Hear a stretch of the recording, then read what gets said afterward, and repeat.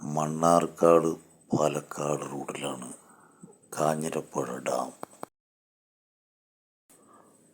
മണ്ണാർക്കാട് സിറ്റിയിൽ നിന്ന് പാലക്കാട് റൂട്ടിൽ 3.5-4 കിലോമീറ്റർ സഞ്ചരിച്ചാൽ ചിറക്കൽപ്പടിയിലെത്തും. ചിറക്കൽപ്പടിയിൽ നിന്ന് ഒരു 7-7.5 കിലോമീറ്റർ സഞ്ചരിച്ചാൽ കാഞ്ഞിരപ്പുഴ ഡാമിനരികിലെത്താം. വഴി നീളെ വളരെ മനോഹരമായ കാഴ്ചകളാണ്. നല്ല വൃത്തിയുള്ള വീഥികളും.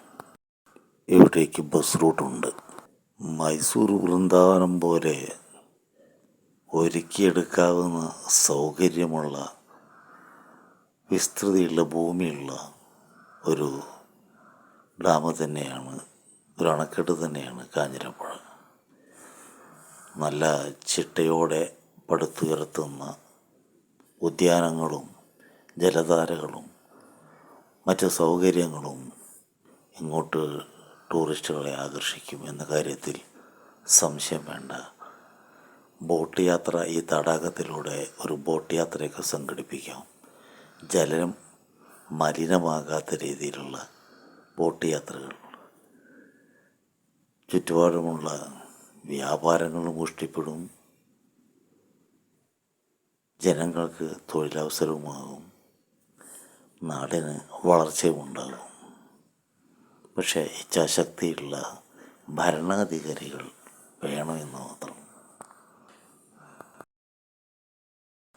അങ്ങനെയെങ്ങാനും സംഭവിച്ചാൽ അത് നാടിൻ്റെ ടൂറിസം മാപ്പിൽ ഒരു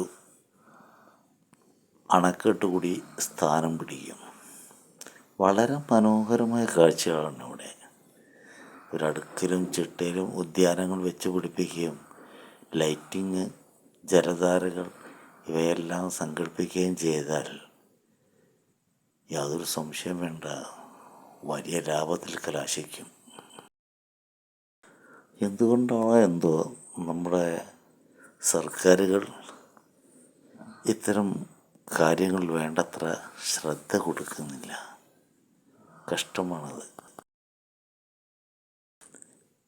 കാര്യം എന്തൊക്കെ ആയാലും നിങ്ങൾ ഒരു വട്ടമൊന്ന് പോയി കണ്ടു നോക്കൂ. കൃത്രിമമല്ലാത്ത ആ ഒരു സൗന്ദര്യം ഒന്ന് ആസ്വദിക്കൂ. വൈകുന്നേരം 7 മണിയോടെ ഉദ്യാനം അടയ്ക്കും. അതിനു മുമ്പ് പോയി കാണും. വൈകുന്നേരങ്ങളിൽ നല്ല രസമാണ്.